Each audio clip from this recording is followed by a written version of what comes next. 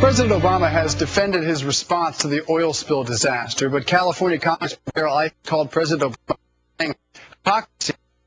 No excuse for inaction. Is our president running out of excuses? Joining us for a fair and balanced debate is Alicia Menendez, senior advisor at NDN, a progressive think tank, and Steven Crowder, comedian and Fox News contributor. What the president was talking about, Alicia, as you know, is he said that Congress, if he went back 6 months, there'd be Republicans who would not want him to further regulate the oil industry because that would be another intrusive move by, quote, big government. But is he suggesting that's why he did not move to break up the MMS and to regulate the industry?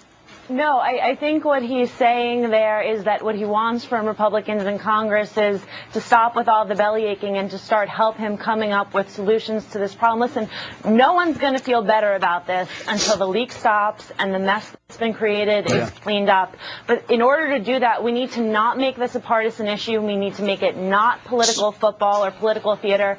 And we need to just focus on the problem as an American problem. Right, not make it a partisan issue. So, Stephen, why turn back the clock 6 months and talk about hypotheticals? Yeah, if you don't want to make it a partisan issue, that's the worst thing you can do. And President Obama taking direct aim at the Tea Party or saying, these are the same people 3 months ago would be complaining that I'm doing too much is based on a false premise that conservatives don't believe in a legitimate role of government. Of course we do, mainly to keep people safe from both inside and outside threats. So while I don't agree with the dog pile on Obama right now, Alicia and I agree on that, I don't think it's hypocritical for conservatives to say, okay, here's an administration who have been dipping their hands in running auto industries, banks, healthcare, and failed to fulfill their one legitimate role in keeping things safe. Alicia, again, his criticism at the Tea Party is they don't want government in your business. But to be clear, isn't the Tea Party saying we don't want a takeover of healthcare? We don't want the things Stephen mentioned, like nationalizing the auto industry and the banking industry. Was that criticism of the Tea Party movement fair?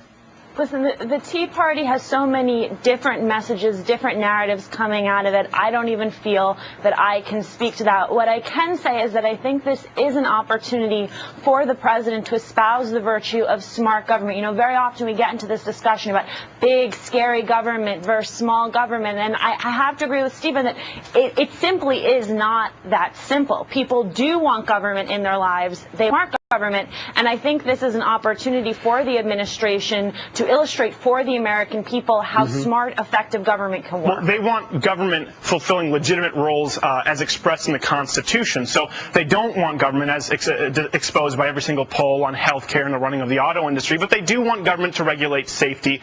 Even Ron Paul said that he thought there should be regulations there, so that's not unreasonable. Well, that's a fair and civilized debate, and we have to leave it there. Sorry, Alicia. No, Alicia Menendez, Steven Crowder, thank you both so much for being here. Coming up on the program, after the Gores and their daughter announced their marriages were ending, Americans were shocked. But is it really that shocking?